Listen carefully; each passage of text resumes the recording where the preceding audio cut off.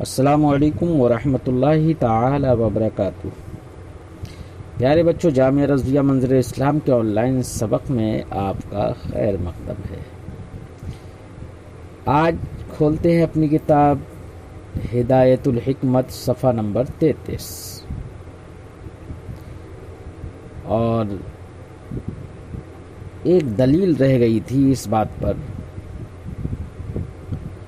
کہ اگر جہاد کا تحدد چند اجسام کریں تو ایسی صورت میں کیا ضروری ہے، یہ بتانا باقی رہ گیا تھا۔ یہ بات ہم ابھی آج بتاتے ہیں، لیکن پہلے اس سے عبارت پڑھ لیتے ہیں۔ تو شروع کرتے ہیں عبارت۔ بسم اللہ الرحمن الرحیم۔ وَإِن كَانَ بِأَجْسَامٍ مُتَعَدِّدَةٍ وجب ان يحيط بعضها بعضا وإلا لم يتعين لها غاية البعد لأن ما هو أبعد عن بعضها فهو أقرب من الآخر وكلما يفرض غاية البعد عن بعضها لم يكن غاية البعد عن المجموع فيجب أن يكون بعضها محيطا بالآخر فحصل المطلوب۔ پیارے بچوں، گفتگو اس کی چل رہی تھی کہ محدد جہاد وہ فلک ہے۔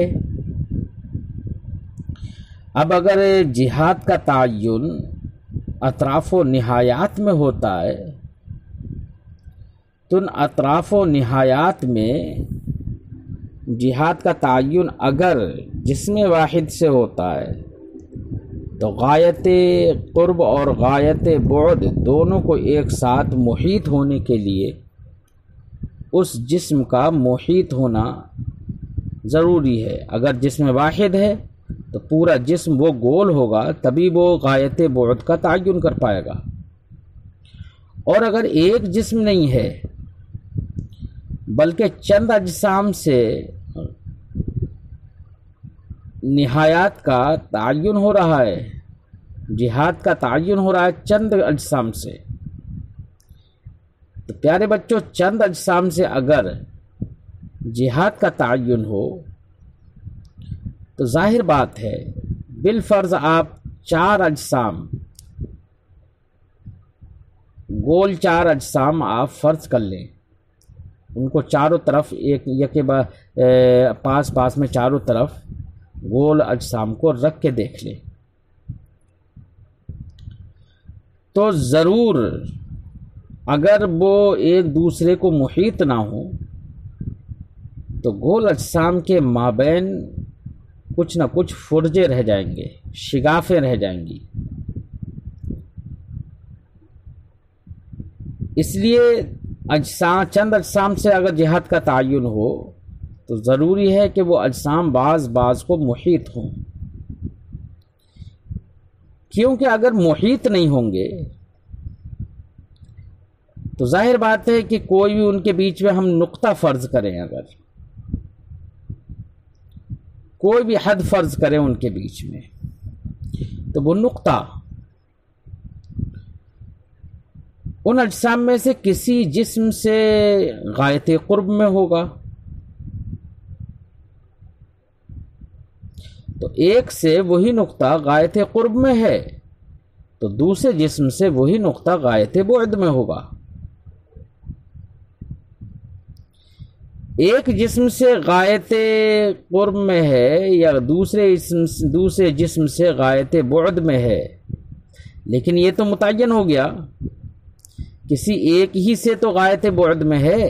تو دوسرے سے غایت قرب میں ہے وہ، تو اس سے یہ سمجھ میں آ گیا کہ مجموع سے وہ غایت بعد میں نہیں ہو پائے گا، اور جب مجموع سے غایت بعد نہیں ہو پایا اور غایت بعد ہی کا نام تھا جہت سفل یا جہت تحت، اگر چند اجسام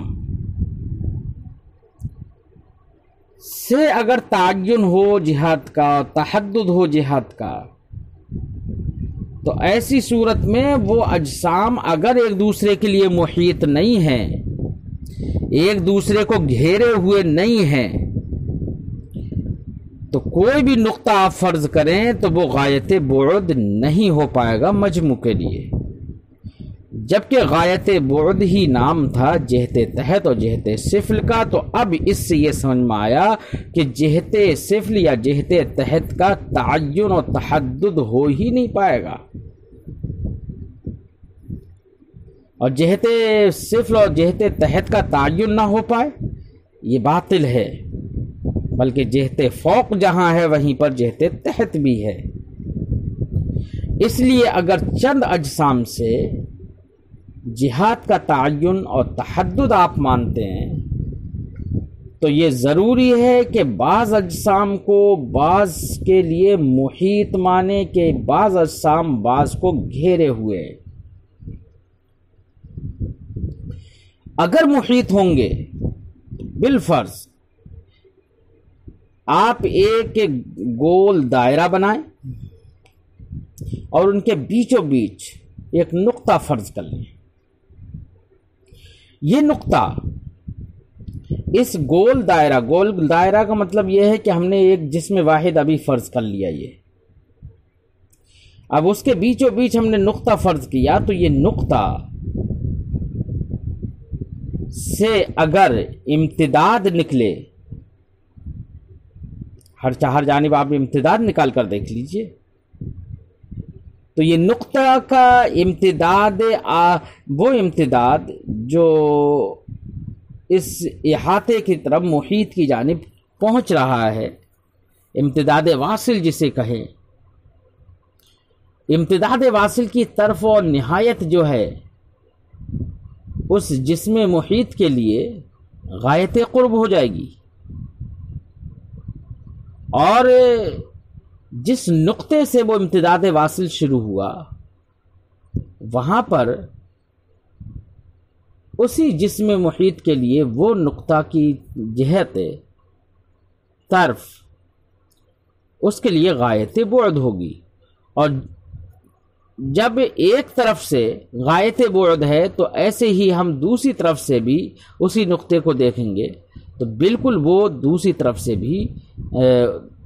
اسی جسم کے لیے غایت بعد ہوگی۔ اب ہم اسی جسم محیط کے اوپر ایک دوسرا جسم محیط فرض کر لیں،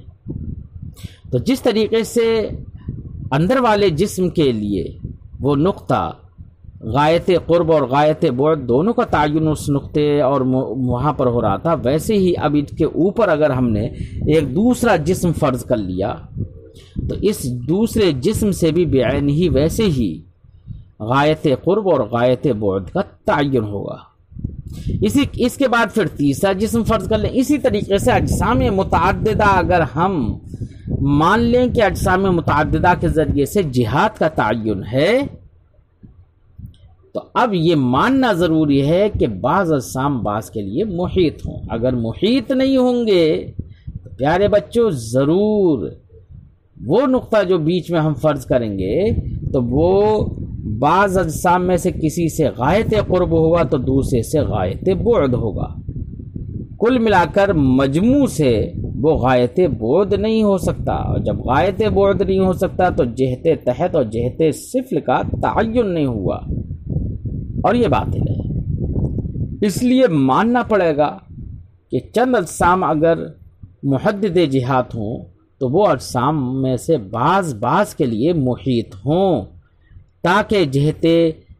غایت بعد کا یا جہت سفل اور جہت تحت کا تعین ہو سکے۔ تو بات سمجھ میں آئی بچوں؟ اور جب تعین ہو گیا جہت بعد کا یہاں پر تو مطلوب ہمارا حاصل ہو گیا، کیونکہ ہمارا مقصد اور مطلوب یہی تھا کہ اب بعض کے لیے جب محیط ہیں، اور محیط تبھی ہو سکتے ہیں جبکہ گول ہوں، اس سے ہمارا مطلوب یہ حاصل ہو گیا کہ فلک گول ہے کیونکہ محدد جہات ہے، اور چند افلاک ہم نے مان لیے، چند اجسام ہم نے مان لیے جو کہ احاطہ کر رہے تھے، تو پھر وہ چند اجسام میں سے ہر ایک کا گول ہونا ثابت ہو جائے گا۔ تو مطلوب حاصل ہو گیا، ہمارا مقصد یہی تھا کہ آسمان گول ہے۔ بات سمجھ میں آ گئی بچوں؟ ترجمہ کرتے ہیں، فرماتے ہیں وَإِنْ كَانَ بِأَجْسَامٍ مُتَعَدِّدَةٍ، اور اگر یہ جہاد کا تعین اجسام متعددہ کے ذریعے سے ہو، وجب ان یحیط بعضها بعضا، تو ضروری ہے کہ بعض کو محیط ہوں، وَإِلَّا لَمْ يَتَعَيَّنْ لَهَا غَایَةُ الْبُعْدِ، ورنہ تو ان کے لیے غایت بعد کا تعین ہی نہیں ہوگا اگر بعض کے لیے محیط نہیں ہے۔ کیوں؟ جس کو ہم نے غایت بعد کسی جسم سے فرض کیا ہے وہ دوسرے جسم سے غایت قرب میں بھی ہوگا، لأن ما هو ابعد عن بعضها فهو اقرب من الآخر، کیونکہ جو غایت بعد ہے کسی ایک جسم سے تو وہی اقرب بھی ہے دوسرے سے۔ وَكُلَّمَا يُفْرَضُ غَایَةُ الْبُعْدِ عَنْ بَعْضِهَا لَمْ يَكُنْ غَایَةُ الْبُعْدِ عَنِ الْمَجْمُوعِ، لہذا جب بھی کسی چیز کو غایت بعد فرض کر لیا جائے کسی ایک جسم سے تو وہ غایت بعد مجموعے اجسام سے غایت بعد نہیں ہو پائے گا، اور جب مجموعے اجسام سے غایت بعد نہیں ہو پائے گا تو اب ایسی صورت میں غایت بعد یعنی جہت صفر، غایت بعد ہی کو تو جہت صفر اور جہت تحت کہتے تھے نا، تو اب ایسی صورت میں جہت تحت یا جہت صفر کا تعین بھی نہیں ہو پائے گا۔ تو اب تعین نہیں ہو پا رہا ہے، حالانکہ جہت صفر متعین ہے تو خلاف مفروض تو ہو رہا ہے، تو اب واجب ہے فیجب، تو اب واجب ہے ان یکون بعضها محیطا بالآخر، کہ بعض دوسرے کو محیط ہوں۔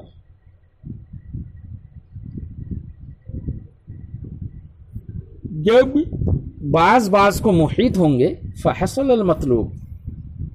تو مطلوب حاصل ہو جائے گا، کیونکہ اگر بعض کو محیط ہیں تو ان اجسام میں سے ہر ایک گول ہوگا، اور یہ اجسام یہی ساتوں آسمان ہوں گے